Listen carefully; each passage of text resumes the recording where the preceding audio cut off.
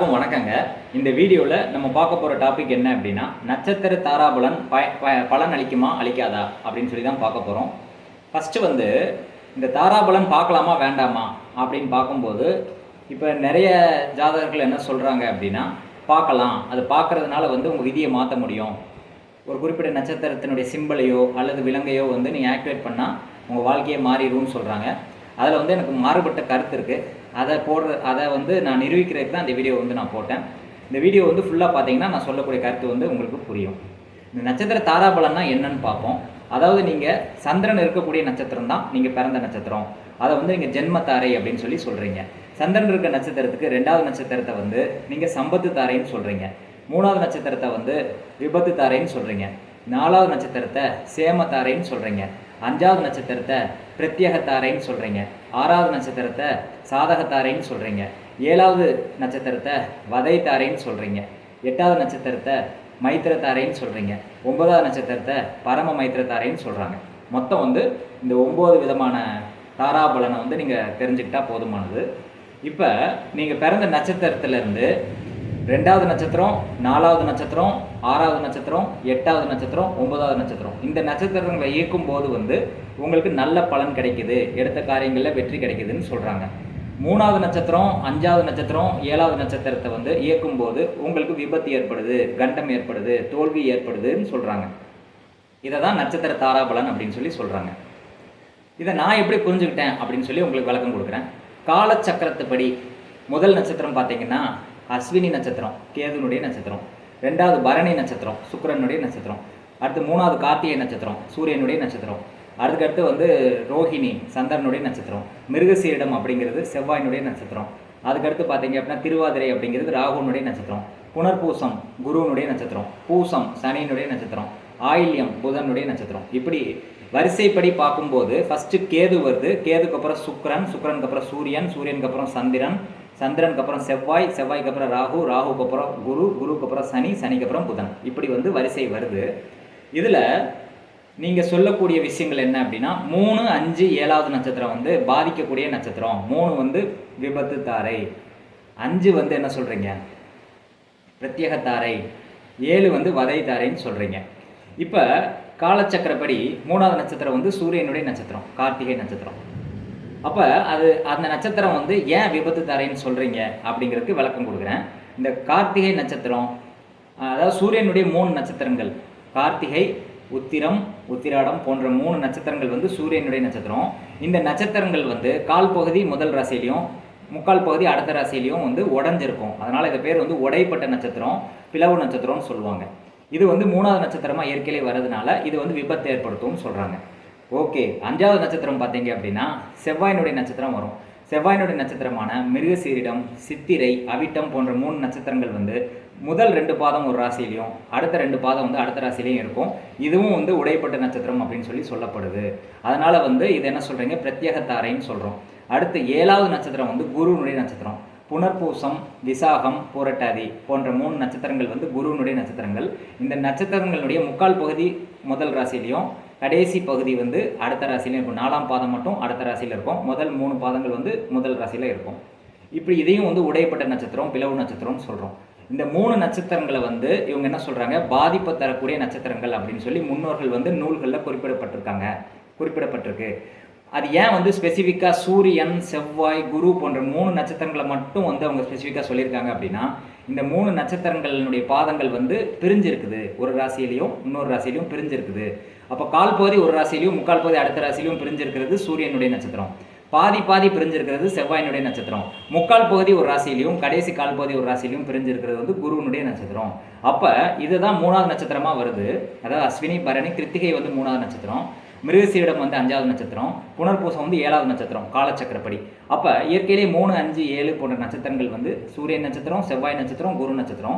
இந்த 3 நட்சத்திரங்கள் பிரிஞ்சிருக்கு, உடைப்பட்டிருக்குங்கிறதுனால உங்களுக்கு உறவுகளில் பிரிவினை ஏற்படுத்தும், பொருள்களை சேதப்படுத்தும், உறுப்புகளில் கண்டத்தை கொடுக்கும், சர்ஜரி பண்ணுற மாதிரி சூழல் ஏற்படும், தழும்புகள் ஏற்படும், அடிப்படும், சேதாரம் ஏற்படும் அப்படிங்கிறது தான் இந்த 3 நட்சத்திரங்கள் சொல்ல வருது. அதை தான் முன்னோர்கள் தப்பு, இந்த நாளில் பண்ணாதீங்க, இந்த நட்சத்திர நாளில் சுபகாரியங்கள் பண்ணீங்கன்னா உங்களுக்கு தோல்வி அடையும் அப்படின்னு சொல்லி சொல்லப்பட்டிருக்கு. அதனால தான் ஞாயிற்றுக்கிழமை, செவ்வாய்க்கிழமை, வியாழக்கிழமை வந்து சுப காரியங்கள் பண்ணக்கூடாது. ஆனால் இங்கே எல்லாரும் என்ன சொல்கிறாங்க அப்படின்னா, வியாழக்கிழமை வந்து சுப காரியம் பண்ணலாம், சனிக்கிழமை பண்ணக்கூடாதுன்னு சொல்லி மாற்றி வச்சுருக்காங்க. என்னுடைய புரிதல் வந்து வித்தியாசமான புரிதலுங்க. யார் சொல்கிற பேச்சு நான் கேட்குறது இல்லை. என்னுடைய அனுபவத்தில் நான் கற்றுக்கிட்ட விஷயங்களை தான் உங்களுக்கு ஷேர் பண்ணுறேன். யாரையும் குறை சொல்கிற நோக்கம் எனக்கு கிடையாது. ஜாதகர்கள் எல்லாருமே பக்கா டேலண்டடாக இருந்தாங்க அப்படின்னா அவங்க சொல்கிறத நீங்கள் ஃபாலோ பண்ணிக்கோங்க. எனக்கு அவங்க சொல்கிறது தப்பாக படுறதுனால அதை வந்து நான் தெரிவிக்கணும்னு நினைக்கிறேன். தப்பாக இருந்தால் மன்னிச்சிருங்க. ஆனால் இது வந்து என்னுடைய புரிதலை தான் நான் சொல்கிறேன். யாரையும் குறை சொல்கிறது என்னுடைய நோக்கம் கிடையாது. இது நடைமுறையில் தப்பாக வருது. இதுக்கு ஒரு உதாரணம் சொல்கிறேன். இப்போ ஒருத்தவங்க வந்து பூராட நட்சத்திரத்தில் பிறந்திருக்காங்க. பூராட நட்சத்திரத்துக்கு 4வது நட்சத்திரம் வந்து அவிட்ட நட்சத்திரம். பூராடங்கிறது சுக்கிரன் நட்சத்திரம். அதுக்கடுத்து உத்திராடங்கிறது சூரியன் நட்சத்திரம். திருவோணம் அப்படிங்கிறது சந்திரன் நட்சத்திரம். அவிட்டம் அப்படிங்கிறது செவ்வாயினுடைய நட்சத்திரம். அப்போ பூராடம் அப்படின்னு சுக்கிரன் நட்சத்திரத்துக்கு 4வது நட்சத்திரமாக வந்து என்ன வருது? அவிட்ட நட்சத்திரம் வருது. அது செவ்வாயினுடைய நட்சத்திரம். இதை நீங்கள் என்ன சொல்கிறீங்க அப்படின்னா சேமத்தாரை அப்படின்னு சொல்லி சொல்கிறீங்க. ஒரு பிறந்த நட்சத்திரத்தை ஜென்ம நட்சத்திரம்னு சொல்கிறீங்க. ஜென்ம நட்சத்திரத்துக்கு 4வது நட்சத்திரத்தை வந்து நீங்கள் சேமத்தாரைன்னு சொல்கிறீங்க. ஒருத்தங்க என்ன சொன்னாங்க அப்படின்னா, நான் பிறந்தது பூராட நட்சத்திரம், இந்த நட்சத்திர தாராபலன் சொல்கிறவங்க வந்து இந்த மாதிரி இயக்கினா நல்லாயிருக்கும்னு சொல்லிட்டு நான் செவ்வாயினுடைய அவிட்ட நட்சத்திரத்தினுடைய சிம்பலை வந்து நான் இயக்குனேன். அது இயக்குனதுக்கப்புறம் வந்து எனக்கு வந்து ஆக்சிடென்ட் ஆயிடுச்சுன்னு சொல்கிறாங்க. இதுக்கு நீங்கள் என்ன சொல்ல போகிறீங்க அப்படின்னு சொல்லி எனக்கு தெரில. நான் வந்து யார் சொல்கிற பேச்சை கேட்டுட்டு அப்படியே வந்து இம்ப்ளிமெண்ட் பண்ணி நியாயப்படுத்துகிற வேலையெல்லாம் இங்கே கிடையாது. அப்ளை பண்ணி பார்த்து ரியாலிட்டியில் ஒர்க் ஆகுதான்னு பார்த்துட்டு தான் நான் சொல்கிறது. ரியாலிட்டியில் ஒர்க் ஆகலை, அவங்களுக்கு வந்து பாதிப்பு ஏற்பட்டிருக்குங்கிறது என்னுடைய கருத்து. இது தப்புன்னு சொல்ல முடியாது. ஏன்னா ரியாலிட்டியில் வந்து அவங்க அடிபட்டிருக்கு. அப்படிங்கும்போது நீங்கள் சொல்கிறத நான் அப்படி ஏற்றுக்க முடியும். நீங்கள் என்ன சொல்கிறீங்க அப்படின்னா, ஜென்ம நட்சத்திரத்தில் பிறந்ததுக்கு 2வது நட்சத்திரத்தில் வந்து தனம் வரும், வருமானம் வரும்னு சொல்கிறீங்க. அதுவே நான் தப்புன்னு சொல்கிறேன். எதுக்கு தப்புன்னு சொல்கிறேங்கிறதுக்கு ஒரு உதாரணம் சொல்கிறேன். இப்போ நான் ஒரு விருச்சிக லக்னம்னு எடுத்துக்கோங்களேன். விருச்சிக லக்னத்துக்கு 2ஆம் அதிபதி யார்? குரு. விருச்சிக லக்னத்துக்கு 2ஆம் அதிபதி குரு. இப்போ குரு போயிட்டு அஸ்வினி நட்சத்திரத்தில் உட்காந்துருக்கு. ஒரு உதாரணத்துக்கு அஸ்வினி நட்சத்திரத்தில் குரு உட்காந்துருக்கு. நீங்கள் பிறந்த நட்சத்திரம் வந்து பரணி நட்சத்திரம். அதாவது சந்திரன் இருக்கக்கூடிய நட்சத்திரம் வந்து பரணி நட்சத்திரம். அதை தான் நீங்கள் பிறந்த நட்சத்திரம் ஜென்ம நட்சத்திரம்னு சொல்கிறீங்க. 2ஆம் அதிபதி நின்ற நட்சத்திரம் வந்து அஸ்வினி நட்சத்திரம் அப்படி வச்சுக்கோங்களேன். இப்போ உங்களுக்கு வருமானம் வரணும் அப்படின்னா வருமானத்தை கொடுக்கக்கூடிய பிளானட் வந்து 2ஆம் அதிபதி. அப்போ 2ஆம் அதிபதி அஸ்வினி நட்சத்திரத்தில் இருக்குது அப்படின்னா நீங்கள் அதுக்கு 2வது நட்சத்திரத்தில் இயக்கணும்னு சொல்கிறீங்க. நீங்கள் என்ன சொல்கிறீங்க அப்படின்னா 2வது நட்சத்திரம் வந்து சம்பத்து தாரைன்னு சொல்கிறீங்க. அப்போ 2ஆம் அதிபதிக்கு இந்த நட்சத்திரத்துக்கு 2வது நட்சத்திரம் வந்து பரணி நட்சத்திரமாக வரும். அப்போ பரணி நட்சத்திரம் இயக்குனா அவங்களுக்கு வருமானம் வருதுங்கிறத கண் கூட தெரியுது. ஆனால் இன்னொரு டவுட் எனக்கு என்ன வருது அப்படின்னா, நீங்கள் என்ன சொல்கிறீங்க, ஜென்ம நட்சத்திரத்தன்னைக்கு எதுவும் பண்ணக்கூடாதுன்றீங்க. இப்போ பரணி நட்சத்திரம் வந்து ஜென்ம நட்சத்திரமாக வருது, அது தப்புன்னு சொல்கிறீங்க. ஆனால் 2ஆம் அதிபதிக்கு அது வந்து சம்பத்து தரையாக வருது, இது கரெக்டுன்னு சொல்கிறோம். இதில் எது கரெக்டு எது தப்புன்னு எப்படி டிசைட் பண்ணுவீங்க? ஒவ்வொரு கிரகத்துக்கும் ஒரு நட்சத்திரம் இருக்குது. நீங்கள் சந்திரன் இருக்க நட்சத்திரத்தை மட்டும் எடுத்து தாராபலன்னு சொல்கிறீங்க. இப்போ மற்ற கிரகங்கள்லாம் வந்து வேஸ்ட்டாக, மற்ற கிரகங்களுக்கெல்லாம் பலன் கிடையாதா, அது நின்ற நட்சத்திரத்துக்குலாம் ஒரு பவரே கிடையாதா அப்படிங்கிறது என்னுடைய கருத்து. இதுவே ஒரு தப்பான புரிதல்னு சொல்கிறேன். சந்திரன் நின்ற நட்சத்திரத்தை வச்சு நீங்கள் பலன் சொல்கிறதே தப்புன்னு சொல்கிறேன். ஏன் தப்புன்னு சொல்கிறேன் அப்படின்னா, நீங்கள் பிறந்த டைமில் வந்து சந்திரன் வந்து அந்த நட்சத்திரத்தில் இருக்குது. நீங்கள் தசாபுத்தின்னு சொல்கிறீங்கல்ல, தசாபுத்திங்கிறது என்ன? நீங்கள் பிறந்த நட்சத்திரத்தில் அன்னைக்கு, இப்போ உதாரணத்துக்கு பூர நட்சத்திரத்தில் ஒருத்தர் பிறந்திருக்காரு, அவர் சுக்கிர திசையில் பிறந்திருக்காருன்னு சொல்கிறீங்க. ஏன்னா பூரம்ங்கிறது சுக்கிரன் தானே, சுக்கிர திசையில் பிறந்திருக்காரு. அடுத்து அவருக்கு வந்து சூரிய திசை வருது. எப்படி சூரிய திசை வருது? சந்திரன் வந்து உத்தர நட்சத்திரத்துக்கு போனதுக்கப்புறம் அவர் சூரிய திசை வந்துச்சுன்றீங்க. சந்திரன் வந்து ஹஸ்த நட்சத்திரம் போனதுக்கப்புறம் சந்திர திசை வந்துச்சுன்றீங்க. சந்திரன் சித்திரை நட்சத்திரத்துக்கு போனதுக்கப்புறம் செவ்வாய் திசை வந்துருச்சுன்றீங்க. சந்திரன் வந்து சுவாதி நட்சத்திரத்துக்கு போனதுக்கப்புறம் ராகு திசை வந்துருச்சுன்றீங்க. அப்போ சந்திரன் பிறந்த நட்சத்திரத்துலேருந்து மாறி மாறி மாறி இன்னைக்கு வேற ஒரு நட்சத்திரத்தில் வந்து நிற்கிது. அதை தான் நீங்கள் வந்து தசாபுத்தி நடந்துட்டுருக்கு, தசாபுத்தி நடந்துட்டுருக்கு, தசாபுத்தி இல்லைன்னா எதுவுமே பலன் பார்க்க முடியாதுன்னு மாறுத்துட்றீங்க. இப்போ வந்து சந்திரன் அங்கே தான் நிற்கிது. இப்போ ஒருத்தர் பூர நட்சத்திரத்தில் பிறந்திருக்காரு, நானே வந்து பூர நட்சத்திரத்தில் பிறந்த ஆளுங்க. இப்போ எனக்கு ராகு திசை நடந்துட்டுருக்கு. இப்போ சந்திரன் வந்து இப்போ கரண்ட் சுச்சுவேஷனில் வந்து சுவாதி நட்சத்திரத்தில் தான் சந்திரன் இருக்குது. இப்போ நான் சுவாதி நட்சத்திரத்தை வச்சு தாராபலன் பார்க்கணுமா, இல்லை பிறந்த டைமில் இருக்கக்கூடிய பூர நட்சத்திரத்தை வச்சு தாராபலன் பார்க்கணுமான்னு எனக்கு தெரியாதுங்க. நீங்கள் அறிவாளிங்க, சொல்லுங்கள். அப்படி பிறந்த நட்சத்திரத்தை வச்சு பார்க்கும்போது கரெக்டாக பலன் வந்து தப்பாக வருதுங்கிறது என்னுடைய நடைமுறை பூர்வமான உண்மை. இப்போ இதே மாதிரி ஒவ்வொரு பிளானட்டுமே வந்து ஒவ்வொரு நட்சத்திரத்தில் இருக்குது. நீங்கள் ஒரு நட்சத்திரத்தை மட்டும் பார்க்குறீங்க.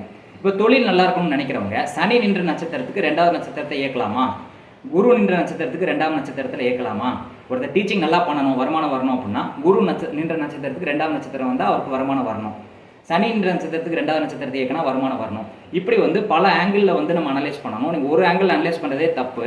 அதுவே ஒரு தப்பான புரிதல். ஏன்னா காலச்சக்கரப்படி வந்து சூரியன் செவ்வாய் குரு போன்ற நட்சத்திரங்கள் இயற்கையிலே உடைப்பட்டதுனால அந்த டைமில் காரியங்கள் செஞ்சால் தோல்வி அடையும் அப்படின்னு சொல்லப்பட்டிருக்கு. இப்போ உதாரணத்துக்கு வந்து நீங்கள் கழுத்துக்கு சர்ஜரி பண்ணுறீங்க அப்படின்னா கிருத்திகை நட்சத்திரத்தன்னைக்கோ ஞாயிற்றுக்கிழமை அன்னைக்கோ சூரியன் கோரையிலையோ பண்ணிங்கன்னா கன்ஃபார்மாக ஃபெயிலியர் ஆயிரும் சர்ஜரி. செவ்வாய் நட்சத்திரத்தன்னைக்கோ செவ்வாய்க்கிழமை அன்னைக்கோ செவ்வாய் கோரை அன்னைக்கோ இடுப்பில் ஆப்ரேஷன் பண்ணிங்கன்னா கன்ஃபார்மாக ஃபெயிலியர் ஆயிரும். குரு நட்சத்திரத்தன்னைக்கோ குரு கோரையிலையோ வியாழக்கிழமையோ வந்து நீங்கள் கால் சம்மந்தப்பட்ட சர்ஜரி நீங்கள் பண்ணிங்கன்னா 100% ஃபெயிலியர் ஆகுங்கிறதுல எந்த மாற்று கருத்தும் இல்லை. இது ஃபெயிலியர் ஆகும்னு சொல்லிட்டு தான் அவங்க 3வது நட்சத்திரம் 5வது நட்சத்திரம் 7வது நட்சத்திரம் சூரியன் செவ்வாய் குரு நட்சத்திரத்தை வந்து விபத்து தாரை, இந்த தாரை, பிரத்யேக தாரை, வதை தாரைன்னு சொல்லப்பட்டிருக்கு. அதை தான் அவங்க சொன்னாங்களே தவிர நீங்கள் உங்கள் இஷ்டத்துக்கு வந்து அது இருக்கிற இடத்த வந்து மாற்றி தாராபலன் சொல்கிறீங்க. அது ரியாலிட்டியில் அப்ளை பண்ணி பார்த்தா தப்பாக தான் வருது. செக் பண்ணி பார்த்துக்கோங்க.